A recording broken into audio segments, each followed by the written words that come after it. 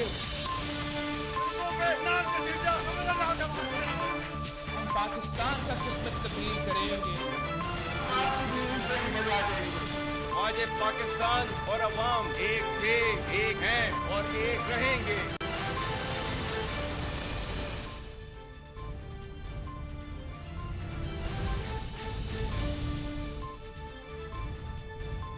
जी अस्सलाम वालेकुम। प्रोग्राम में आज 2-3 मुद्दात के हवाले से बात करेंगे। एक तो आज़ाद कश्मीर में जो एहतजाज हो रहा है, पिछले 4 दिन से तकरीबन 80 से 85% आज़ाद कश्मीर शटर डाउन है, मुकम्मल बंद है, कारोबार का पहिया बंद है।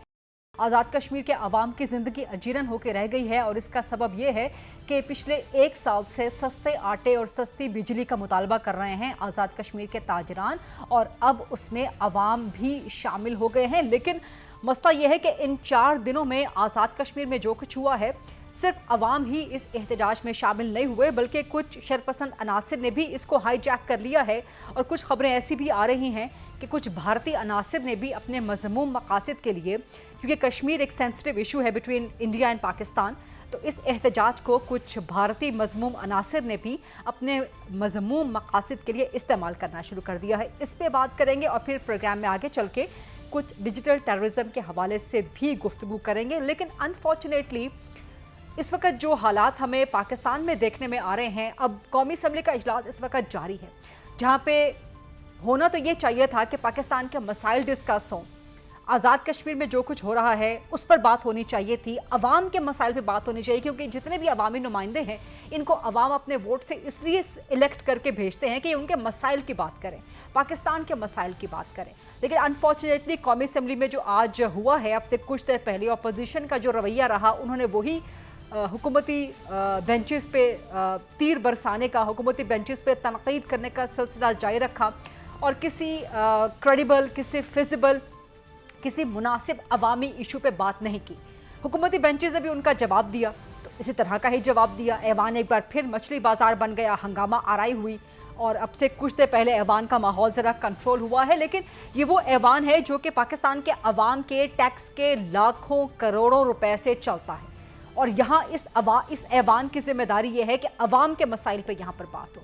लेकिन अवामी मसाइल पे, अवामी इशूज़ पे, आज़ाद कश्मीर पे यहाँ कोई डिबेट नहीं हो रही। आज़ाद कश्मीर में इतना बड़ा इशू क्रिएट हुआ है, वहाँ पे लोगों की ज़िंदगियाँ ख़तरे में पड़ गई हैं, लेकिन उस इशू पे डिस्कशन होने के बजाय तू मैं चल रही है, वहाँ पर एक दूसरे पे तनकीद हो रही है, हुकूमती बेंचेस से अपोजिशन बेंचेस पे एंड वाइस वर्सा।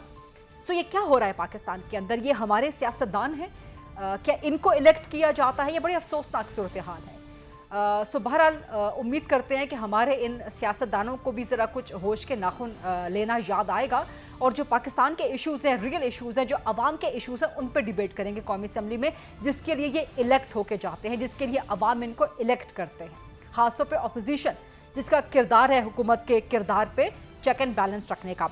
वापस आते हैं आज़ाद कश्मीर के मामले पे, और बावजूद इसके कि वज़ीर-ए-आज़म पाकिस्तान ने भी इसका नोटिस लिया और 23 अरब रुपए का एक रिलीफ पैकेज आज़ाद कश्मीर के लिए अनाउंस कर दिया है, जिसके तहत आटे की कीमत भी सस्ती कर दी है, बिजली की कीमत भी सस्ती कर दी है। वज़ीर-ए-आज़म आज़ाद कश्मीर मुसलसल 1 साल से एंगेज कर रहे हैं, लेकिन फिर भी उसके बावजूद खामी कहाँ पे हुई, रुकावट कहाँ पे आई, खला कहाँ पर आया कि जिसकी बिना पे ये मामला इतना बिगड़ गया कि सड़कों पे अफरा तफरी, हंगामा आराई शुरू हो गई। इसी पर बात करेंगे आज प्रोग्राम में, जानेंगे कि इस वक्त की सूरत हाल क्या है, और बावजूद इसके कि दोनों हुकूमतें, रियासती हुकूमत भी आज़ाद कश्मीर की और पाकिस्तान की वफाकी हुकूमत भी, ये पुरखलूस भी हैं, संजीदा भी हैं, कर भी रहे हैं, इकदामात भी उठा रहे हैं, उसके बावजूद क्या वजह है कि ये एहतजाज अभी ख़त्म नहीं हो रहा और इस एहतजाज में मज़ीद शिद्दत या इसमें मज़ीद जो ख़तरात हैं वो मंडलाते नज़र आ रहे हैं। कोशिश करेंगे, बल्कि इंशाअल्लाह वज़ीर-ए-आज़म आज़ाद कश्मीर चौधरी अनवारुल हक साहब से भी हम प्रोग्राम में बात करेंगे। लेकिन इस वक्त ज़रा ग्राउंड सिचुएशन जानते हैं। अरहम शेख GTV के नुमाइंदे हैं आज़ाद कश्मीर के। अरहम शेख, आपको आवाज़ आ रही है मेरी? जी बिल्कुल, आपकी आवाज़ मुझ तक जो है वो पहुंच रही है। अच्छा अरहम, ये बताइएगा कि इस वक्त सूरत हाल क्या है आज़ाद कश्मीर में, और कुछ तसादुम की खबरें आ रही थी, और बावजूद इसके कि ना सिर्फ हुकूमत आज़ाद कश्मीर ने, रियासती हुकूमत ने, बल्कि पाकिस्तान की वफाकी हुकूमत ने भी नोटिस दिया, रिलीफ के इकदाम भी दे दिए, उसके बावजूद ये ख़त्म क्यों नहीं हो रहा एहतजाज? कल मुज़ाकरात भी हो रहे थे जो कि उसमें हल्का सा डेडलॉक आया है, बट इस वक्त सिचुएशन क्या है ग्राउंड पे अरहम? गरीदा इस वक्त तो देखें, शुरू से अगर देखा जाए तो 4 दिन गुजर चुके हैं इस सारे एहतजाज को, इस सारे मामले को, शटर डाउन को। 4 दिन बाद आज जाके जब हुकूमत की जानिब से, वो भी वफाकी हुकूमत की इन्वॉल्वमेंट की जानिब से, जब ये मुज़ाकरात हुए, जब ये नोटिफिकेशन जारी किया गया कि जो इनके मुतालबात है पैदावारी लागत पर बिजली जो है वो इन्हें दी जाए, तो जब ये काफिला कोहाले के मुकाम पर पहुंचने के बाद इन्होंने मुजफ्फराबाद बेसिकली जाना था। अभी भी आप यकीन करें कि इस वक्त रात के जो टाइम है, पैर सड़कों पर अभी भी काफिला गुजरा है। पिछले 1 घंटे से यहाँ पर लगातार गाड़ियों की लंबी लंबी कतारें हैं, नारेबाजी की जा रही है। जब ये काफिला कोहाला पहुंचा, इनका ज्वाइंट अवामी एक्शन का एक ही मौक़िफ़ है, इनका ये कहना है कि जो भी नोटिफिकेशन है आपका, वो जब तक हमारे हाथ में नहीं आएगा तब तक हम आपके किसी भी मामले नहीं, एक मिनट, और हम हाथ में आने का क्या मतलब? वो नोटिफिकेशन हर जगह पे मौजूद है, मीडिया पर आ गया है, सोशल मीडिया पर आ गया है। क्या अवामी एक्शन कमेटी को नहीं मिला वो नोटिफिकेशन? क्या नहीं देखा उन्होंने? अभी तक इनको वो हतमी तौर पर इनके, जैसे कि एक मुज़ाकरात के बाद कोई चीज जब नोटिफिकेशन, जैसे आप ये कहना कि हाथ में दिया जाता है, तो ये उसके इंतजार में थे। जब ये उसके इंतजार में थे तो इतनी देर में जो हमारे जो सिक्योरिटी इदारे हैं, जो पुलिस के काफिले जहाँ से गुजरे, क्योंकि मुजाहिरीन हर जानिब मुजफ्फराबाद शहर, कोटली, खासतौर पर मुजफ्फराबाद के तो हर गली कूचे में मुजाहिरीन मौजूद थे। जब ये काफिले, जैसे ही सिक्योरिटी फोर्सेस के काफिले जब यहाँ से गुजरे हैं, तो मुजाहिरीन मुस्तैद हुए हैं। इन्होंने जो नाराबाजी की, फिर तसादम हुआ। उसके अलावा पुलिस के साथ फिर दोबारा आज इनका जो है शाम के वक्त तसादम हुआ, जिसमें ये इतलात अभी हमें मौसूल हुई है कि 3 जो शहादतें इसमें हो चुकी हैं। उसके बाद 10 से 12 लोग इसमें अभी जख्मी हो चुके हैं। उसके बावजूद अभी अवामी एक्शन कमेटी ने ये बात तो मानी है कि हुकूमत की जानिब से मुज़ाकरात जो कामयाब हुए, जो नोटिफिकेशन मिल गया, लेकिन इनका ये कहना है कि जब हमें नोटिफिकेशन हाथ में दिया जाएगा तब हम इसका हतमी अच्छा, ऐलान करेंगे। कोई तसादुम की खबरें भी आ रही हैं? जी, तसादम में जो 3 अफराद है, इनकी शहादत की जो है वो खबरें हमें मौसूल हुई है। 3 शहीद हुए हैं, इसमें 10 से 12 अफराद आज के दिन में जो है वो जख्मी भी हुए हैं। अभी ये सारा काफिला लाल चौक अपर में पहुंच चुका है। एक आप स्टार्ट इसका लाल चौक में, और अभी दरबार सरकार छत्र के मुकाम पर ये काफिला मौजूद है। अभी भी बाहर जिस जगह पर बैठकर मैं आपसे बात कर रहा हूँ, बाहर सड़कों पर हजारों की तादाद में जो लोग हैं वो मौजूद है। अभी हतमी ऐलान कुछ देर बाद जो इनके कायदीन है वो करेंगे। तम ये नोटिफिकेशन गवर्नमेंट की जानिब से, हतमी ऐलान आप क्या कह रहे हैं? हतमी ऐलान से आपका क्या मकसद है? कि ये अनाउंस कर देंगे कि रैप अप कर दिया जाए इस प्रोटेस्ट को? जी, आखिरी ऐलान जो हतमी फैसला इनका है, इसमें भी कंफर्म हम नहीं कह सकते कि इनका अगला लायामल क्या होगा, कि इन्होंने क्या ऐलान करना है। तमाम हम तो यही, मतलब सुनने में तो यही आ रहा है कि इनका ये ऐलान होगा कि अब मुज़ाकरात कामयाब हो चुके हैं, शटर डाउन को ओपन कर दें। लेकिन अभी की जो सिचुएशन आपको बता दूं कि अभी तक जो शटर डाउन है वो पहिया मुकम्मल तौर पर बरकरार है। हतमी ऐलान और ग्राउंड पे जो लॉ एनफोर्समेंट एजेंसीज हैं वो कौन सी हैं? पुलिस हैं या रेंजर्स भी मौजूद है अभी तक? इसमें रेंजर्स भी मौजूद है। रेंजर्स की जो गाड़ियां थी वो वापस चली गई हैं। वो मुजफ्फराबाद में जैसे इंटर हुई तो फिर तसादम आपस में जब हुआ तो वो जो है वो वापस चली गई। लेकिन पुलिस अपने जो थानों में मौजूद है, कुछ अपनी ड्यूटीज कर रही है। लेकिन आवाम इतनी है, आवाम का इतना समुद्र है कि इनको कंट्रोल करना मुश्किल है। यहाँ अगर खड़े होकर ये पुलिस किसी को देखते हैं तो ये फिर नारेबाजी करते हैं। अच्छा, एक तो आवाम का वो तबका है कि जो प्रोटेस्ट के लिए सड़कों पर निकला हुआ है, फिर जाहिर है वो आवाम भी है जो घरों में बैठी है, जो अलूफ है, जो कनेक्टेड नहीं है, या जो नहीं निकले हैं इस प्रोटेस्ट के लिए। तो उन आवाम के लिए कितना मुश्किल है कि 80% आज़ाद कश्मीर पिछले 4 दिन से बंद है, ना दुकानें खुल रही हैं, ना स्कूल कोई जा पा रहा है, ना बाजार है, ना कारोबार है, ना रोजी रोटी है। उनके लिए भी तो जिंदगी परेशान हुई हुई है ना? बिल्कुल ऐसी बात है। जो तो यहाँ पर आज़ाद कश्मीर यूनिवर्सिटी के तलबा और तलबात हैं जो हॉस्टल्स में रहते हैं मुख्तलिफ शहरों से। 4 दिन से होटल्स यहाँ पर बंद है। कल इजाजत दी गई थी 3 घंटे के लिए कि आप होटल्स वगैरह खोल सकते हैं, लेकिन जो दुकानें हैं वहाँ पर सप्लाई बंद है। जो एशिया खुर्दनोश है उसकी सप्लाई बंद है, सब्जी फ्रूट से वो इस्लामाबाद का, तो सब कुछ मुकम्मल तौर पर बंद है। शहरियों को, इतने आम जो शहरी उनको शदीद परेशानी का सामना है। 4 रोज से कुछ 2 दिन कबल तो ऐसी सूरत हाल थी कि लोग एक दूसरे के घरों से सामान ले रहे थे कि कहीं से हमें कुछ सामान मिल जाए, ताकि क्योंकि लोगों को ये लग रहा था कि ये लॉकडाउन लंबा चलेगा। तो अभी सूरत हाल इस तरह से कि लोग भी इस इंतजार में है कि अब हतमी ऐलान अवामी एक्शन कमेटी करे। ठीक है, और हम आप मेरे साथ ही रहिएगा। आपको प्रोग्राम में आगे चल के मैं जरा गुफ्तगू करूंगी, लेकिन प्रोग्राम में डिबेट को आगे बढ़ाते हैं। डिबेट को आगे बढ़ाने से पहले आपको ये भी बता दें कि इस वक्त भी विफाकी हुकूमत पाकिस्तान, वज़ीर आज़म शहबाज शरीफ और आज़ाद जम्मू व कश्मीर की रियासती हुकूमत वज़ीर आज़म चौधरी अनवारुल हक, जो कि आज़ाद कश्मीर के वज़ीर आज़म है, वो मुसलसल मीटिंग्स में मसरूफ़ हैं, मुसलसल इजलासों में मसरूफ़ हैं और अपनी भरपूर कोशिश कर रहे हैं, अपनी पूरी हतमी कोशिश कर रहे हैं कि इस मामले को आज ही सॉर्ट आउट कर लिया जाए और इस मामले को हतमी अंजाम तक पहुंचा दिया जाए। कोशिश करेंगे कि वज़ीर-ए-आज़म आज़ाद कश्मीर चौधरी मालूम हक साहब अपने इजलास से, अपनी मुलाकातों से फ्री हो जाएं तो हमारे पास प्रोग्राम में ज़रूर वक्त दे सकें। कुछ मज़ीद मेहमान हमारे साथ हैं इसी इशू पे बात करने के लिए। ज़ाहिद अमीन साहब जो कि साबिक चेयरमैन हैं वज़ीर-ए-आज़म मुआयना अमल दरामद कमीशन के, इस प्रोटेस्ट का हिस्सा भी हैं, इस प्रोटेस्ट की लीडिंग अथॉरिटीज़ में से एक हैं। ख्वाजा फारूक साहब जो कि रहनुमा हैं पाकिस्तान तहरीक-ए-इंसाफ के और अपोजिशन लीडर हैं आज़ाद कश्मीर असम्बली में, और शौकत नवाज़ मीर साहब थोड़ी ही देर में हमारे साथ मौजूद होंगे जो कि अवामी एक्शन कमेटी के इस एहतजाज को लीड भी कर रहे हैं। ज़ाहिद अमीन साहब, ये इन 4 दिनों में जो आज़ाद कश्मीर में हुआ है, अनफॉर्चुनेटली एक पुलिस अफसर की शहादत हो गई है, पुलिस ऑफिसर्स के साथ जिस तरह का रवैया किया गया, कुछ को दरिया में फेंक दिया गया, कुछ को तशद्दुद का निशाना बनाया गया, सरकारी, रियासती, निजी इमलाक को नुकसान पहुंचाया गया, आज़ाद कश्मीर की मईशत इस वक्त जो है वो नुकसान का शिकार है पिछले 4 दिन के अंदर से। तो क्या इस प्रोटेस्ट को पुरअमन कहा जा सकता है, बावजूद इसके कि एहतजाज करना हक है मुतालबात के लिए, लेकिन ये जो इस एहतजाज का आस्पेक्ट है ये बड़ा अफसोसनाक नहीं है ज़ाहिद अमीन साहब? देखिए, ऐसा है कि एक तो पहले मैं ये अर्ज कर दूं कि हम भी इसकी हमायत कर रहे हैं, इस सारे तहरीक की, इस अवामी जद्दोजहद की, लेकिन हम इसकी किसी कमेटी या उसका जो सेटअप है उसका कोई हिस्सा नहीं है, मैं नहीं हूँ। हम सिर्फ उसकी मावनत कर रहे हैं, हमायत तायद कर रहे हैं। दूसरा जो आपने फरमाया है वो तो शौकत नवाज मीर साहब उसको लीड कर रहे हैं, वही ज्यादा बेहतर फरमाएंगे। मैं जो आपसे गुजारिश करना चाहता हूँ, देखिए ये कोई एक पल में नहीं हुआ कि एकदम लोग मुश्तैल हुए और सड़कों पे आ गए और ये आनंद फानंद सारा हो गया। 1 साल से ये लोग जो हैं चंद जेन्युइन इश्यूज पे बार बार हुकाम के पास जाते हैं, बार बार जो हमारे वजीर आजम है उन्होंने एक कमेटी बनाई वज़रा की, उनके साथ बैठते हैं, वो उन्हें डेट देते हैं, फिर वो जब डेट आती है तो उस पर कुछ भी नहीं होता। और आप यकीन कीजिए कि 2-2, 3-3 माह वो कमेटी आपस में भी राब्ते नहीं करती जैसे हमारे मुल्क में होता है। बस वादा कर देते, उसके बाद होमवर्क जिसे कहते हैं उसका बड़ा फुकदान था। जो हमारे वज़रा थे वो आपस में बैठते भी नहीं थे, उनका आगे अथॉरिटी से राब्ता नहीं था। ये गैप था, इसमें एतमादी और बदइत्मीनानी और अनसर्टेनिटी वो बढ़ती चली गई। और जब और आप यकीन कीजिए, ये गलत बयानी नहीं है कि इस ज्वाइंट एक्शन कमेटी ने बहुत टाइम दिया और 5 फरवरी के बाद इन्होंने 5, यानी कि आप कह रहे हैं कि एजे के हुकूमत की नेग्लिजेंस है या उनकी लेजीनेस है कि पिछले 1 साल में जब बड़ी मस्ती है वज़रा ने पता तक नहीं किया। जब इजलास खत्म हो जाते थे जो लफ्ज लिख के देते थे एक पेपर पे कि अगले 30 दिनों में हम ये कर रहे हैं, कोई ऐसा सेटअप नहीं था जो पूछता इस 30 दिन में आपने इसका फॉलो अप किसने क्या ताक़ब किया, क्या क्या पेशरफ्त हुई।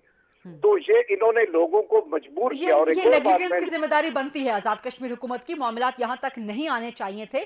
और पिछले 1 साल में, गुज़श्ता साल भी मैंने इंटरव्यू किया था वज़ीर आज़म आज़ाद कश्मीर का, तब भी यही बिजली आटे के लिए प्रोटेस्टर्स सड़कों पर मौजूद थे। उस वक्त उन्होंने मेरे प्रोग्राम में कहा था कि जी मसला हल हो गया है, लेकिन वो साल और आज का साल, आज फिर वो मेरे प्रोग्राम में होंगे इस इशू पर बात करने के लिए।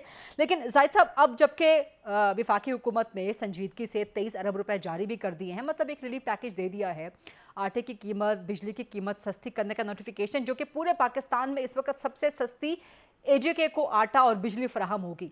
पाकिस्तान के जो लोग हैं वो बहुत महंगा अभी भी बिजली और आटा जो है वो परचेज कर रहे हैं। तो अब तो ये प्रोटेस्ट वाइंड अप हो जाना चाहिए ना ज़ाहिद साहब?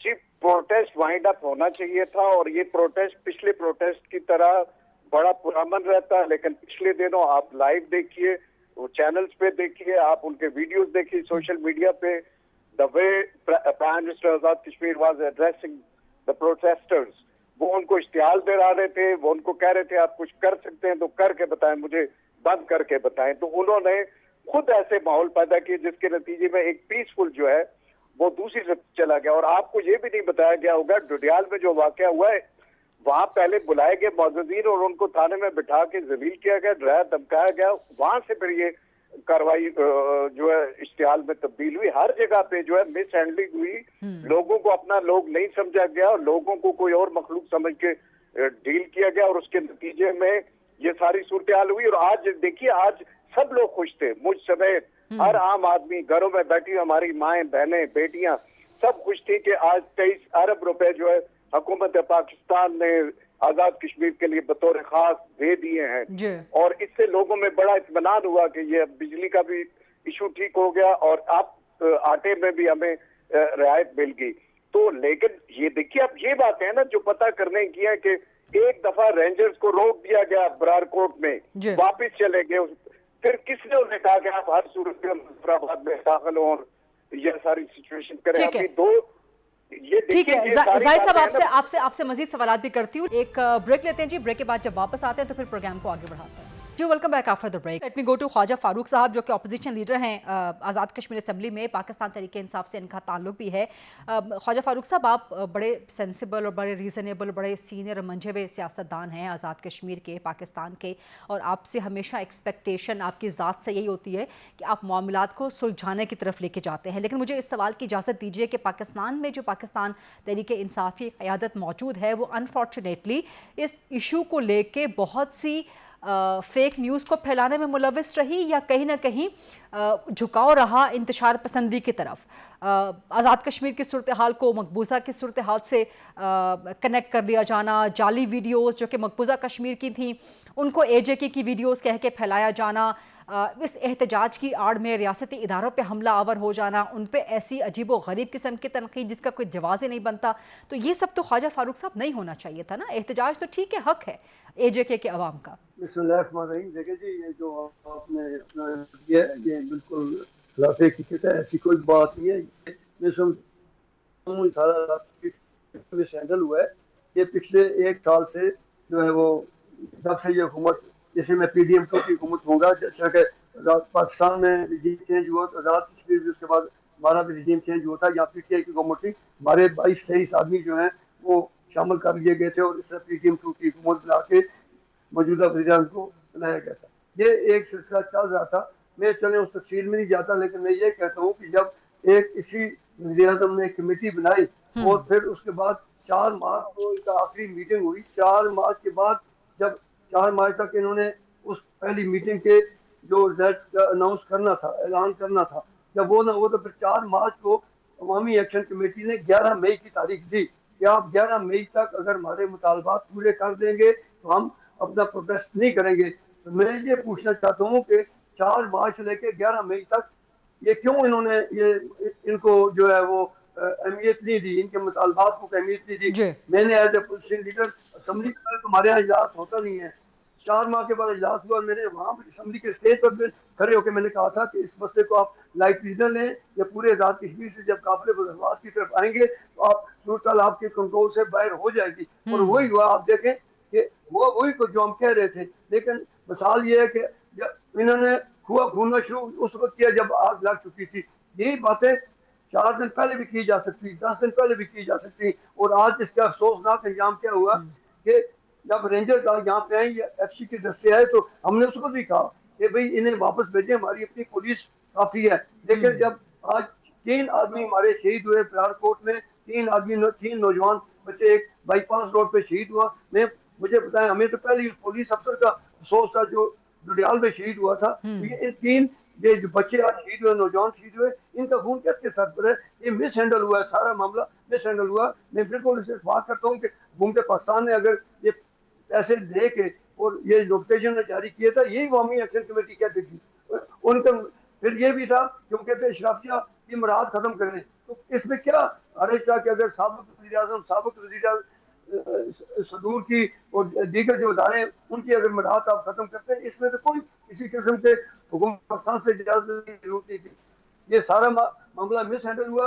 हमने ये ऑफर भी की थी, मैंने एज ए पोजिशन लीडर पेशकश की थी कि हम मेहरबानी करने के लिए इस्लामाबाद में आपको अवामी एक्शन कमेटी को बढ़ाते हैं और इस मसले को हल करें। Local MLA of the city, मेरी ज्यादा जिम्मेदारी बनती थी कि तो ये काफिले सारे मेरे शहर में आ रहे थे, हुकूमत में आ रहे थे, और मैं नहीं चाहता था कि कोई इस किस्म की बात हो, हम इंडिया को कोई मौका दें। इससे प्रोपेगेंडा, मोदी का आज इलेक्शन आ रहा है, वो इस बात को, वो तुम्हारी सीधी बात को भी अपने प्रोपेगेंडा के लिए इस्तेमाल करता है। और हमने आज ये मौका नहीं चाहते थे कि उसे मिले। तो ये 3 बच्चों का खून आज किसके साथ है?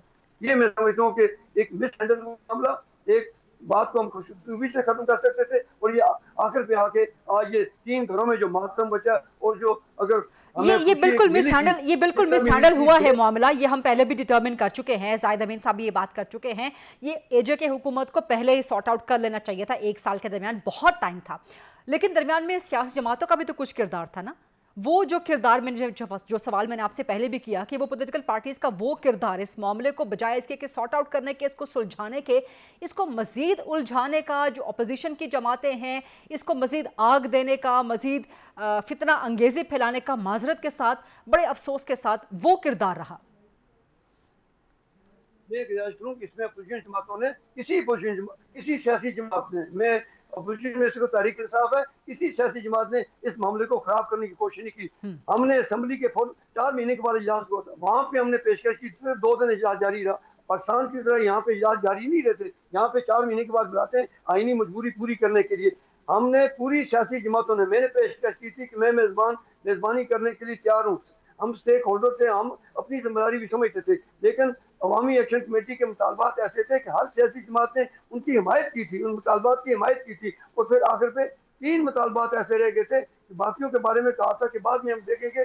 3 मुतालबात, सस्ती बिजली, सस्ता आटा और अशराफिया की मराहत। तो ये इन पर तो किसी सियासी जमात का इख्तिलाफ नहीं था, ना ही मेरी पार्टी ने कोई इस किस्म की बात की। हमने तो पीटीआई ने तो असेंबली के फोरम पर ये कहा था, बाद में मैंने कहा हम हर इसके साथ ताउन करने के लिए तैयार हैं, आपके साथ हम आजाद कश्मीर को एक पुरअमन खिता रहना बनाना चाहते हैं, और मुजफ्फराबाद के एमएलए की हैसियत से ख्वाजा फारूक साहब गालिबन ख्वाजा फारूक साहब माजरत आपको इंटरजेक्ट करने के लिए, कुछ मजीद सवालात भी हैं, लेकिन गालिबन ब्रेक का वक्त हुआ है।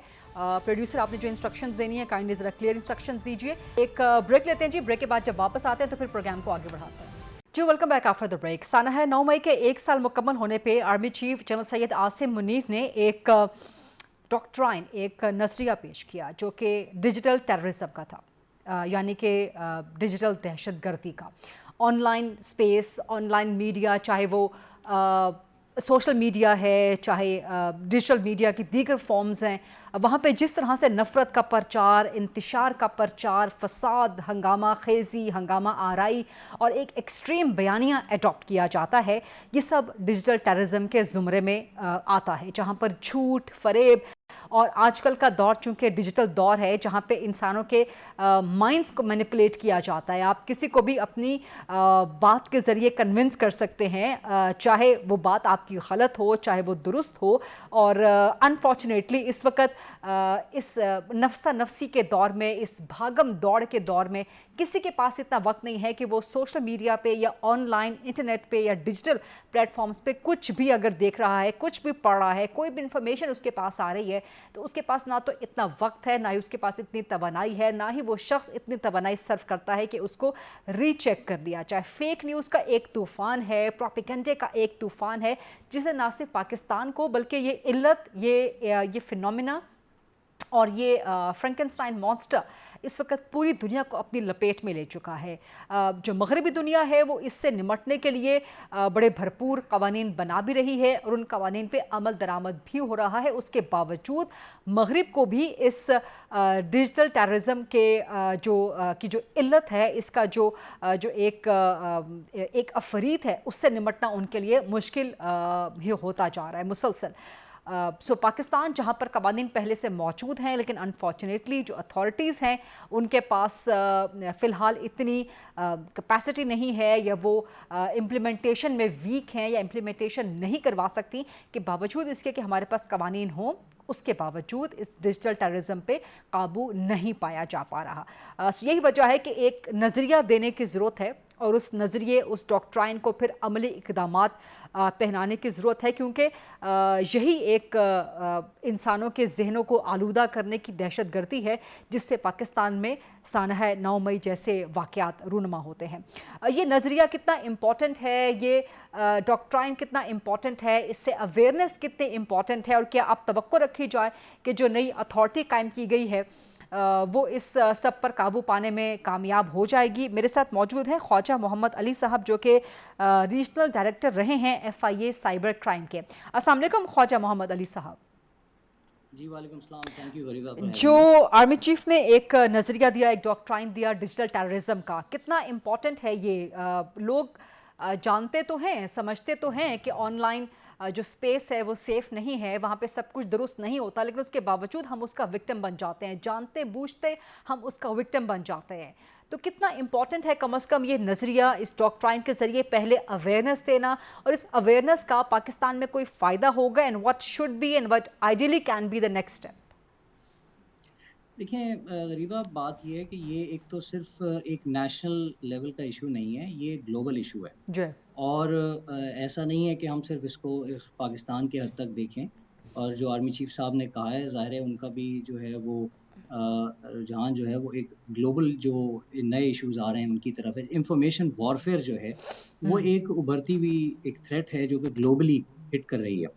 इसमें होता ये है कि इंफॉर्मेशन को यूज़ करते हुए, ये सोशल मीडिया को, इन टूल्स को इस्तेमाल करते हुए कंट्रीज़ का, लोगों का, पब्लिक का ओपिनियन बनाया जाता है, और उसके बाद फिर एक टेररिज्म की एक्टिविटी है जो वो जनरेट की जाती है, प्रेशर ग्रुप्स इस्टेब्लिश किए जाते हैं। तो ये बाकी ममालिक के लिए भी एक इशू है, दुनिया भर के अंदर इस चीज़ को देखा जाए तो ज़ाहिर है इस चीज़ को कंट्रोल करने के लिए कवानीन होने चाहिए, और बाकी ठीक। जगहों, बाकी ममालिक में भी जैसे कवानीन हैं, तो इसी तरह तो यहाँ पे कवानीन भी की तो कमी कवानीन नहीं है ख्वाजा मोहम्मद अली साहब हमारे पास।